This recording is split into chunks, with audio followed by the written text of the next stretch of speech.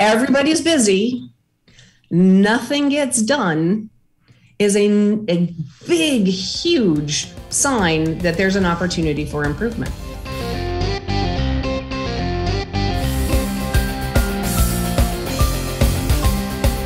Without further ado, going to tonight's guest. Lisa L. Levy, founder and CEO of Lcubed Consulting. Established in 2009, this going on close to 12 years now, the Lcubed Adaptive Transformation Framework provides strategic clarity and team enablement to deliver results. This approach helps companies exceed business objectives by optimizing processes and aligning culture while fostering creativity and innovation.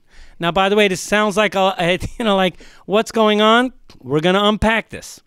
Each facet builds the foundation for long-term success, connecting vision to daily activity.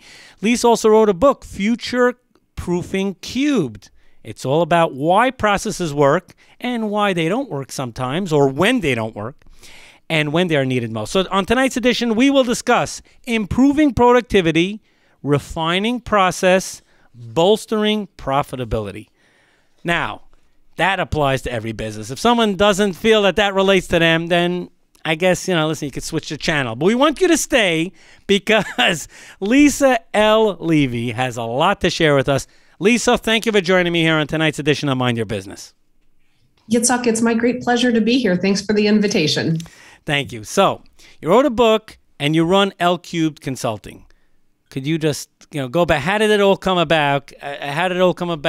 Did you work in corporate America? Did you see them try and then fail at certain things and building process? First, establish the framework about your background. Absolutely. So I started my career in IT, in project management, all about getting things done, implementing new systems, solving problems with technology, but it didn't really always work. And I'm a curious person by nature, so I started to wonder why we have all these great technology solutions, but they don't actually solve real problems. And I started to roll it back and understand that, well, technology enables process. If you don't know what your process is, technology can't do anything to help except make fast bad happen faster. And then looking at it, right, we need our people.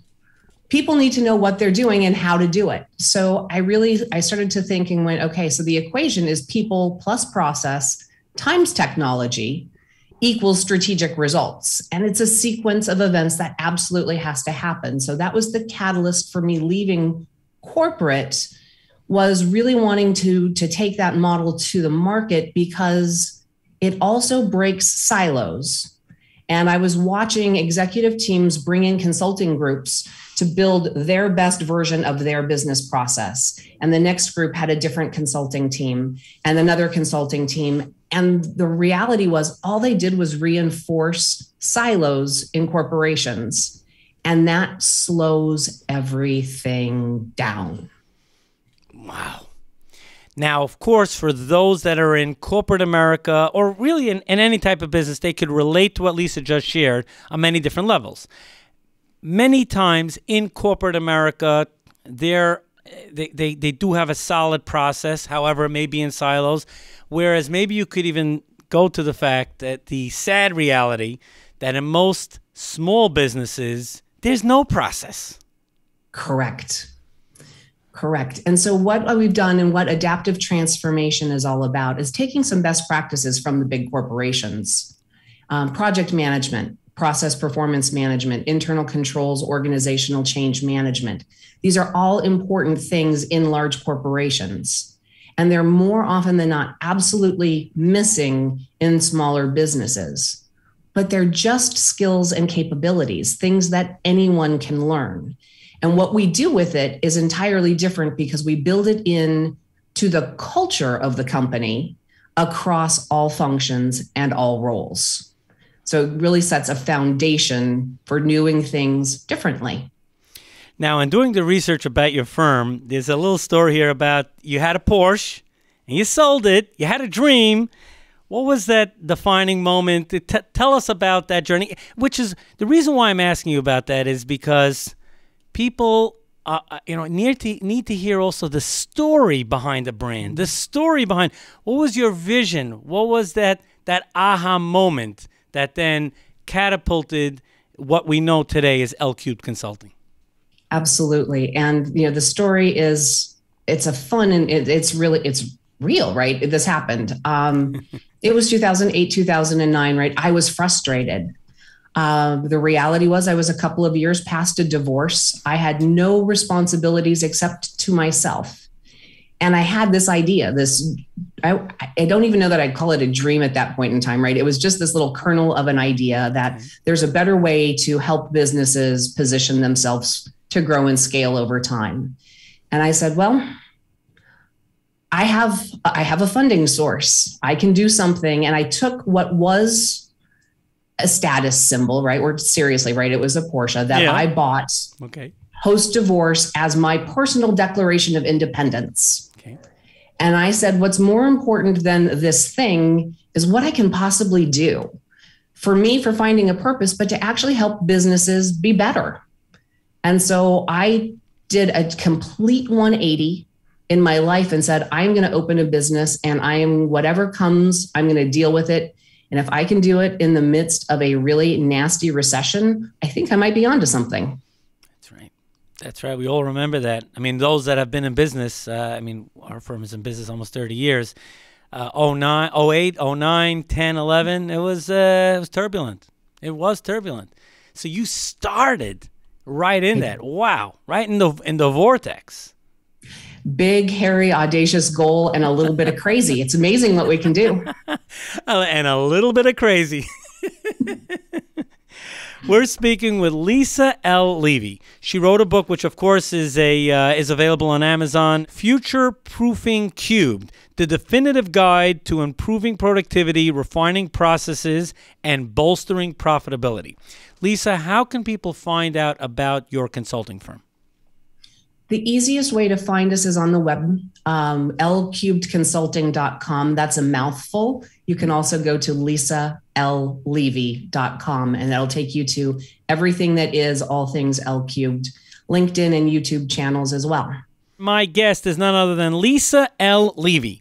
She runs a very interesting firm, and she actually wrote a book, Future Proofing Cubed. Okay, and we're going to get into that. And it's the definitive guide to improving productivity, refining processes, and bolstering profitability. Lisa is the founder and CEO of Lcubed Consulting. And Lisa, if it's okay, I'm going to get right into the key question that is on everyone's mind, and that is, how do you set the stage for business transformation? So one of the things that I like to do with my clients is ask them a question that's going to make them hopefully just a tad bit uncomfortable. And it's, are you willing to consider breaking everything? Could you repeat that? Because what? And I'm going to hire you? Right? Like, seriously, I'm going to hire you? Hello? Are you willing to consider breaking everything? Such a great question. Right? How people respond to that question tells me a lot. Laughter is my favorite response because, oh my gosh, right? It's a disruptive question. Disruptive question. And so it's very revealing. Obviously, however anyone answers it is revealing. Either correct. Either they're going to be open to it or they're just going to fight you tooth and nail. Absolutely. And what I want to do, right, is start a dialogue about truly being disruptive within your business, being willing to challenge the status quo so that we can make a positive impact. If the way where business is functioning today is good enough, they may not be the client I want to be working with, and I may not be the consulting group that they want to do business with. But being able and willing to consider thinking differently is the secret that I'm looking for when I'm my first question. So how does that set the tone for business transformation? It means they're willing to consider the possibilities. So that means that sometimes when you go into a business and you start transforming it, you are breaking some things along the way that need to get broken. Absolutely. Absolutely. In the last year to 19 months, right, we've learned so much needs to be, let's use different words, reimagined. Yeah. right? The tried and true things we all learned along the way coming up over 30 years don't all work anymore and may not have actually worked for a really long time. So we do need to be disruptive and to challenge and shake things up and be a little bit illicit along the way to get the results we're really looking for. Now, in order to, this question really will help paint the picture for people out there to understand what business transformation is like. And like you said, along the way, some things may happen. You'll root out and find some problems, and then some areas that are a strength that they need to embellish and build upon.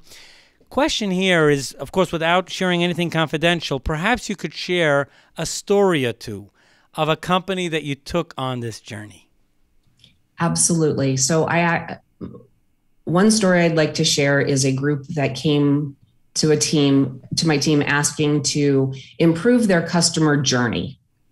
Now, this wasn't a marketing exercise. This was a group actually delivering services to a large base of customers. And they had never once really considered the customer. I said, all right, let's see what we've got.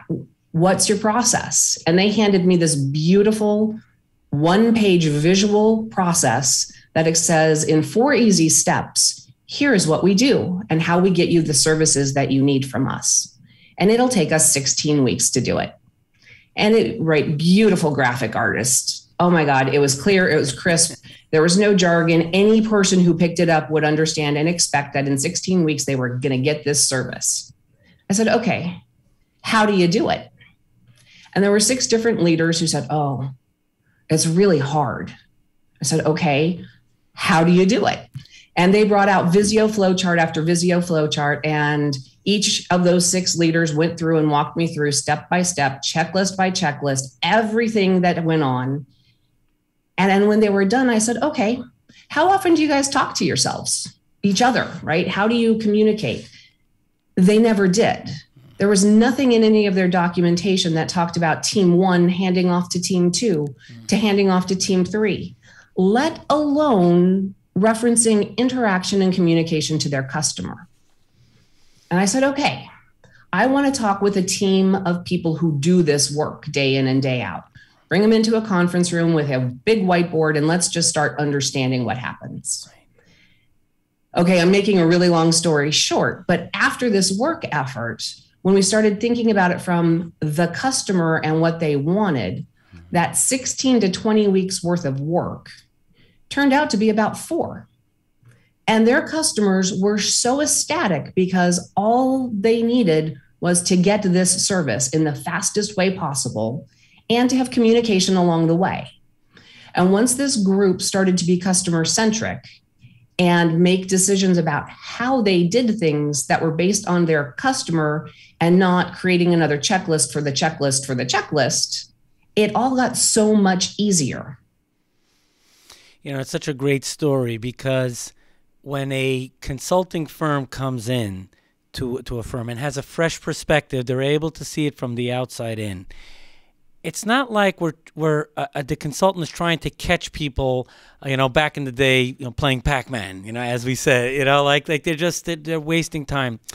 It's not efficient. It's catching the areas like that. That's such a great story because it's not like people are just twiddling their thumbs. It's just that people were burning energy and so much maintenance because there wasn't clear process and direction. Absolutely. Right. Everybody's busy, but nothing gets done is a really great symptom of an opportunity to make change. You said that so well. Again, everyone, maybe you could repeat that. Everyone is so busy. Yeah. Everybody's busy.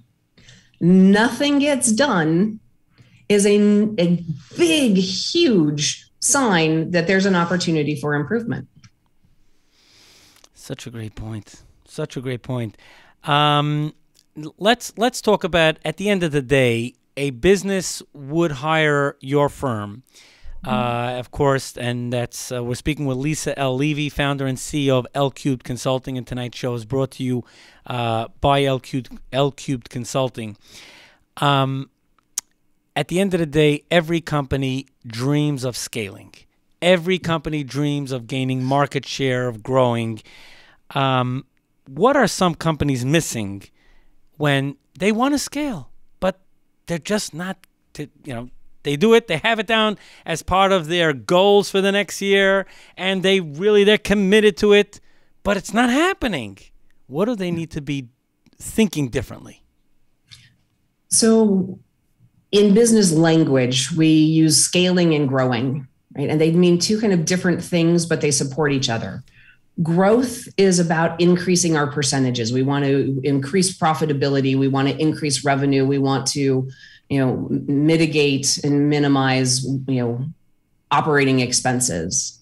Scaling is about putting a process around controlling that growth so that you're doing it on purpose, with purpose.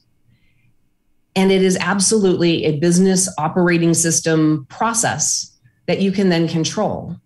And with that, you have the opportunity to have then growth cycles. And while you're experiencing one, you're planning and preparing for the next.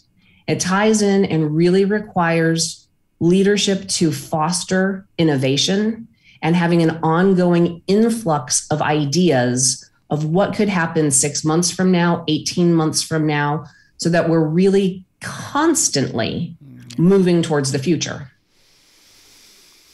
So true. So true. One of the terms that you developed was adaptive transformation. Yes. And it describes a specific process that you introduce to your clients. Perhaps you could, why did you choose that name, and can you unpack that? Adaptive transformation. Absolutely. So we started out earlier, even in this conversation, talking about business transformation. We talk here digital transformation. And one of the things that happens with those phrases is it feels like you do it once and you're done. The reality is transformation should be continuously happening. So adaptive transformation sets the tone that this is an ongoing experience. As I talked about earlier, right, it's 4 key best practices: project management, process performance management, internal controls, and organizational change. The foundation of that is building skills and capabilities in everyone. This isn't a leadership level exercise, and it isn't something that you put off on an individual or a small group of individuals. Everybody in the organization should understand this, because when we get to that point where we have that stream of ideas coming in and we have that innovation engine running, right? This is how we move it forward. Being able to run a project. What does that mean? You can plan work, do it, and get to an end state. Process and performance management. A goes to B, goes to C, hands off to somebody else. I know where my work comes from. I know who I give it to. I know what value it adds to my customer. Internal controls. Okay, business geeks. This is usually an accounting thing. Right. I'm stealing it because internal controls, right, are those things that we look at and points in process where there's risk to the organization. We want to measure and make sure that we're mitigating those risks. And when those controls fail, we need to improve the process. So it's just a set of triggers that we can use to make sure that we are being good stewards of finances, that we're being good stewards of people's time and energy, that they're doing the right work for the right reasons. And last and absolutely not least, with organizational change management, that's about our people. That's where we take them on the journey and understand that change is inevitable. We cannot prevent it from happening. And if we try, our businesses are going to fail. We are going to fail. So organizational change is about getting people to understand and embrace change and know why it's happening. And what's in it for me as the individual contributor so that I can actively choose to participate and move us forward. Large corporations across the world use all of these things. They create them in silos unto themselves. With adaptive transformation, our whole goal is to empower everyone to be able to participate in these processes.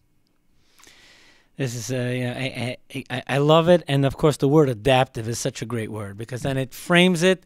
At the end of the day, it takes time, and even I'm sure as you're developing a set of processes within a company, there'll be certain things that pop up that the company itself didn't even realize, and it just came up on the radar. Whether it's a new business opportunity, whether it's a way of saving money, improving efficiency, but the word adaptive is like a magic word there, that it takes time. You gotta let it continue, and then like slow cook it, and then it will be perfect. And even when it's perfect, there still may be a surprise, and don't be scared by it. Oh, I'm going to share a secret. There is no perfect. Right. There is no perfect. We do what we do to the best of our abilities. We learn from each interaction and do it better next time. We're speaking with Lisa L Levy, founder and CEO of Lcubed Consulting. Lisa, thank you so much for joining me here on Mind Your Business. This is so much fun. Thank you for having me. Thank you. Thank you. Now, this is a rather interesting question. I don't believe I'm going to catch you off guard because you're clearly an expert in your space. Bigger companies have teams, right? Now, when people work on when a consulting firm comes in and works on process, I mean, you touched on this in one of your stories earlier, but how do you start to put it together? I mean, we can't ignore that there are certain teams that operate as silos, but at the same time, we want the entire company working as a well-oiled machine, obviously. So perhaps you could talk about that and the importance of teams, even though, of course, there still needs to be an overall rubric of the direction, the mission, vision, and purpose of a company. One of the things that I love to do, and I've talked about it, right? I want to break silos. I want to just blow those things up and really be cross-functional. But one of the other key things in teams, right, is diversity. And it is different viewpoints. It's different ages. It's different backgrounds. It's different experiences. And all of that being then cross-functional, right? So really pulling together a group of people that all work together day in and day out, but have probably never sat in a room or in Zoom boxes together to solve problems. And I love investing the time and energy to break the silos down and build those connection points between strangers who work together every day. And that is really how I love to start our engagements. And it's not I don't know what we call the usual suspects, right? It's not the typical set of directors, right? It's individual contributors who really know what's what and never have a chance to share their perspectives. In your book, you talk about the meaning of "that's the way we've always done it" syndrome. I love that. That's the way we've always done it. Like, come on, if it ain't broke, why break it? If it ain't broke, don't fix it. If it ain't broke, don't fix it. Okay. And you call it a syndrome. Could you? I do. Yes. It's absolutely prevalent everywhere. And I love the way you say it. I want to just have a sound clip that I can hear you saying that over and over. But as we start to understand and ask questions about what's going on in an environment, I'm looking to get to that answer of that's the way we've always done it. Because that tells me that what they're doing is done rotely. It's not on purpose. It wasn't designed to do something. So that is that little trigger that says there's an opportunity to improve. They don't know why they do the work. So they're basically, robots, right? Jim trained Sally, who trained Mary, who trained whatever, and it just sort of happened. And there's so much waste that comes from that. Time, money, people's energy, and the frustration that comes with the fact that we talked about it a little bit earlier. Everybody's busy, but nothing's getting done. Yeah. Well, that's the way we've always done it. And that's where it comes from. So that's one of those opportunities for me to really help them shine, because everybody who's doing it has an idea about how to make it better. And we just need to focus them on doing that work. Perhaps, you explained it really well, but maybe you could even share a story to to help people really understand how impactful that this subject matter is. Absolutely. So a number of years ago now, my team, we did a large engagement with post-merger and acquisition in the healthcare space. Mm-hmm. And so we had two sets of everything coming together, two different sets of systems, two different sets of people doing the same work, trying to bring it all together into the new way to go forward. And it was a lot of work, and it was very unsettling work, right? Because half of the people, or everybody, is feeling that they're going to be out of a job because now there's one company, right? All of those concerns, right? M&A pain points. That's right. Yeah. And obviously then we had two sets of that's the way we've always done it. And we were designing a future new way. But everybody engaged and everybody participated. And we went through process by process, system by system, right? How to align all of this and setting the tone that an accounts payable clerk understands the process well enough to know where her work is coming from and who she's handing it off to and what the system does. And when it doesn't work, to say something and say, Houston, we have a problem. Right. 18 months, almost 2 years of work to get all of this humming in the new way, and we're going forward. Well, last year, July of 2020, I was reaching out to clients and just checking in, right? We're experiencing horrific times. And in this industry, a lot had changed. And I was talking to vice president of finance. I said, "What's up?" Right. And she said, "Oh my God, everything we've built has been thrown out the window." I said, "What do you mean?" And she starts to describe how all of the different business units are circumventing all of the processes, all of the internal controls, and it's the wild, wild west, the way we used to always do it. And I was like, okay, why do you think they're doing it? Are these malicious attempts to commit fraud? Well, no, they're trying to buy PPE. They're trying to protect our patients. They're trying to protect our employees. Right. I said, "So they're doing the right thing?" And she paused for a minute and she's like, "Yeah, they're doing the right thing." I said, "That's awesome." I said, "Why are you so bothered by it?" "Well, they're not talking to me about it. They're just doing it behind my back." I said, "Well, why don't you pull them all together and do it on purpose?" I said, "You've fallen prey to the way we've always done it. You want them to do those processes that we built 3 years ago because those are the processes that exist. The world isn't what it was 3 years ago. Pull them together, tell them it's okay to break everything, but we're doing it on purpose. And by the way, tell the board of directors what you're doing and why you're doing it. Because at the end of all of this is that need to continuously improve. When everything settles back down, look at what needs to be thrown out from the old processes, what improvements you can add because you found efficiencies because you had to, and make it better tomorrow than it is today. Keep adapting." That is great. By the way, how important is it for a consulting firm to bring the human side, to bring, like a real love, care, and concern to the table when assisting a company during a transformation process? We have to do it, right? I learned when writing the book, which I wrote prior to the pandemic, right? The power of story, the power of bringing all of that forward. We all know that it's there, but actually doing it and sharing is uncomfortable. And so to write the book, right, there are lots of stories in there that I've shared, and I had to be very human.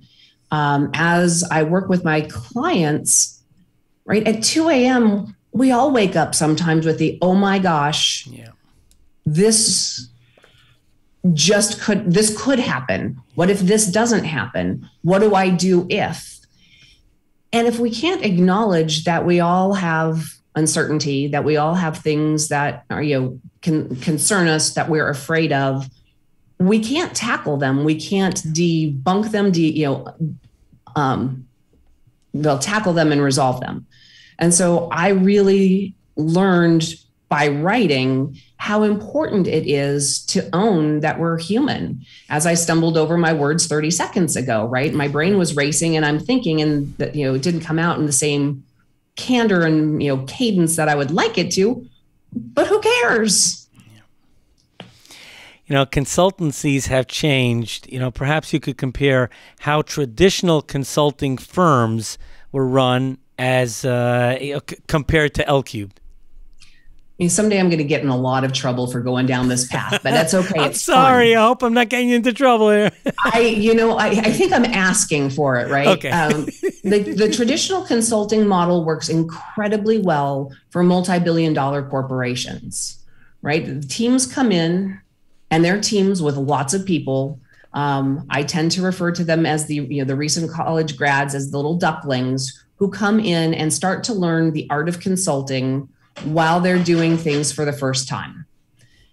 In large corporations where they can deal with a 20-person team, that might be okay. But in the small business, in the middle market, it's a very expensive model.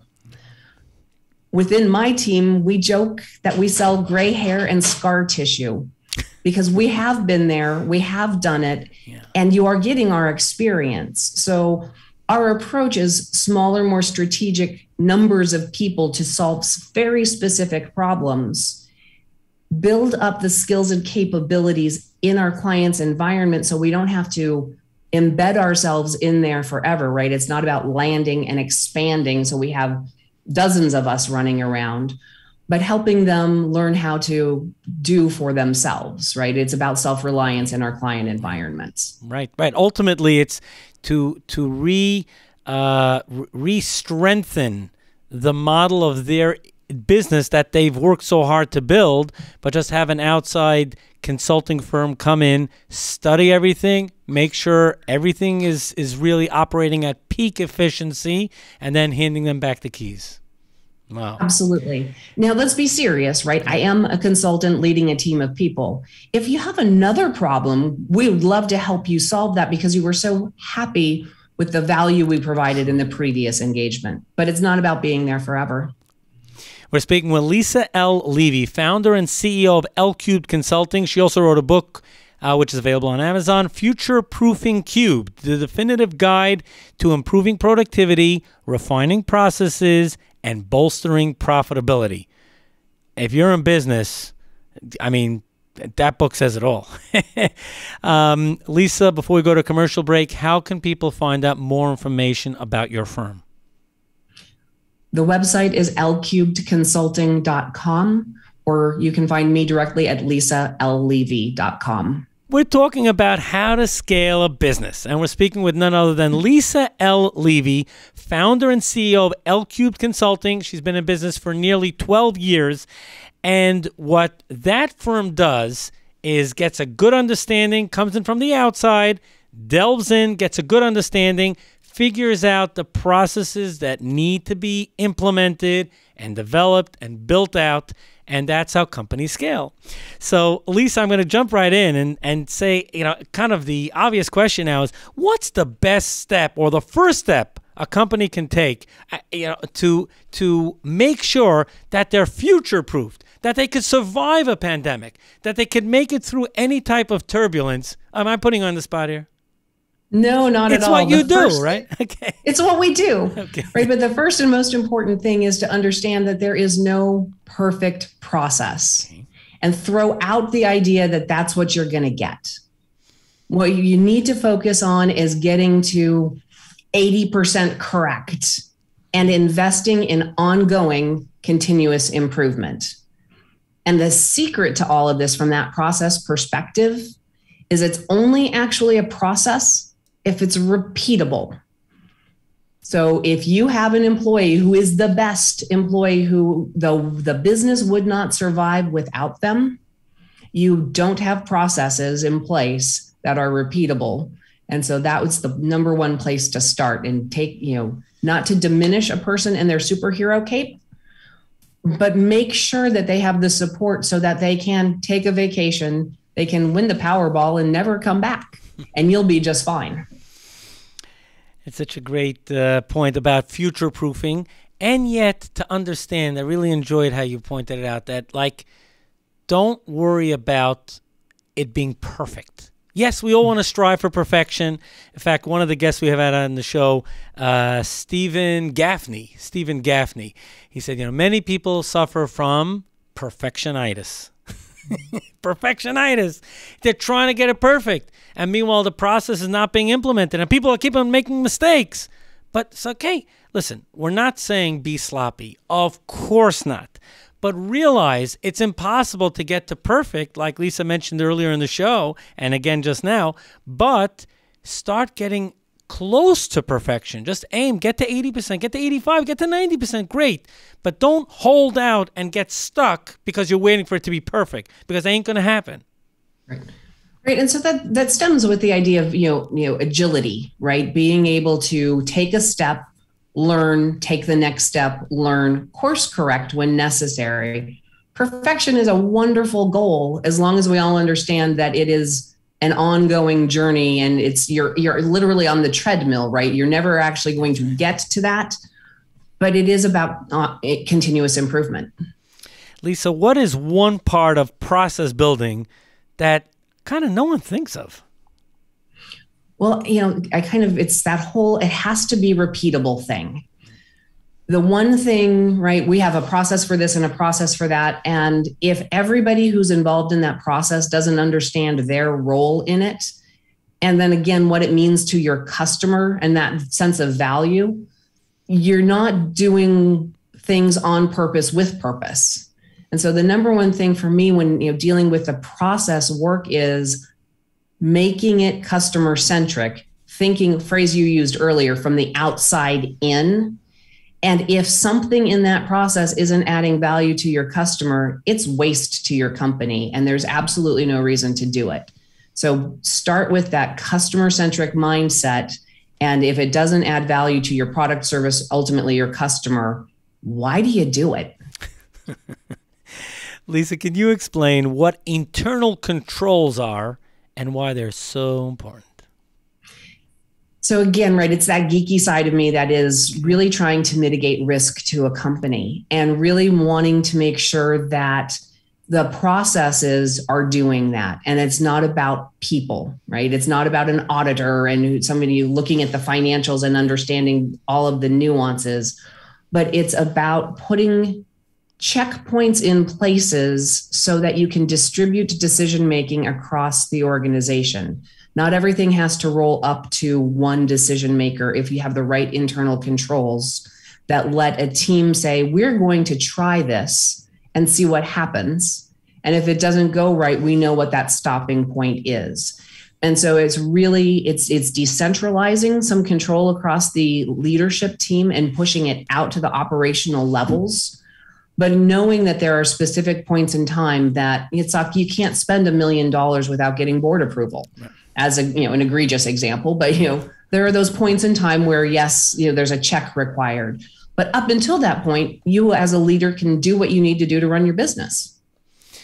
Now, Lisa, you probably get this question all the time when people are considering hiring your firm, and that is, at the end of the day, how does it translate into dollars and cents? Meaning you come in and you're giving all types of great advice, and you're even breaking things that need to be broken, but does it translate into dollars and cents even over time or after a year or 2 years? It translates to dollars and cents across the organization in numerous ways. So let's take it apart and do a couple of pieces. Productivity. Same number of people can do more work. You can do the same amount of work with fewer people, and you can take other people to do new things, which drive revenue. As you're looking at effectiveness and efficiency, right, we're still using the internal resources, the dollars that we spend, the tools that we have to do more, to scale, to grow, to have new clients and customers coming in without having to hire people to throw at them, because the processes are designed to embrace that. From that profitability perspective, we talked a little bit about the idea of scaling and growth. And if we're having growth cycles and planning for the next one with the ideation innovation, you're bringing new products, new services, new lines of business to bear. It hits everywhere, but also right underneath all of that are the people who are doing the right work for the right reason. That impacts your customer satisfaction. You generate and create raving customer fans and employees who want to do more. Right. And that one wasn't dollars and cents, but that's about that culture part that just allows you to continue to move forward. That's correct. And of course, for anyone that on the financial side of a business, they know that does turn into dollars and cents because, of course, if there's lower employee turnover, that translates into dollars and cents into the bottom line for sure when there's low turnover. And it brings in the stars who will then help you elevate to that next level, which drives growth and scale again. Now, one of the ways that Lcubed handles consulting is organizational change management. Can you perhaps unpack that? So we've talked about it in several points through today, right? People are the beginning and the end of all of this, right? Whether it's your employees or your customers, right? We're people. So that organizational change management mindset and setting the tone in your culture to embrace change sets the foundation for you as a visionary leader to challenge them to do anything. And you have the tools now with adaptive transformation for them to know how to do it. But again, we start with the people and understanding their need to be aware of what's happening, that they need the desire to participate, and that over time, right, you reinforce the changes and where we're going next. That tunes everything to drive measurable results for an organization. Is it true that silos are harmful? I mean, this is something that came up earlier in our conversation. We talked about silos. Are they harmful to businesses? Oh my gosh, right. We've talked about it. And I believe that silos they're the death of collective wisdom, right? If all you do is talk with and interact with people who think and speak the way that you do and focus on what and how you run and do your piece of the business, where does innovation come from? How do you adapt to change? How do you even begin to consider what's new or possible? So yes, I believe that, obviously, organizationally, we will always have functions of HR and payroll and accounting and finance and IT and operations. Those are necessary structural elements to make a business work. But the people doing the work should be very aware of what's happening around them. And those conversations, that dialogue, I talked about it as, the ideas coming in, the innovation engine, that only works when you break down the silos and are willing to have new conversations and think differently. Cross-pollination. Yes. Yes. Before I get to my last question, how can people find out more information about Lcubed Consulting? Best way to find us is at lcubedconsulting.com, or maybe a little easier, LLevy.com. My last question, and we asked this for a guest that we know have a great tip to share. Your initials, pretty interesting, LLL, Lisa L. Levy. Perhaps you could share a tip based on your initials, whether you want to pick one L or two or three. Your call. Live, laugh, lead. Hey, that's great. And that could happen in the business world? Absolutely. We're laughing here. This is right. Business. We're talking lots of business. What a great show. What a great show. Thank you for watching, and make sure to subscribe to this channel and be notified every single time a new video goes live. Don't miss out on any of the weekly interviews that I have with top business leaders, sometimes Fortune 500 executives. Hit subscribe and turn on notifications.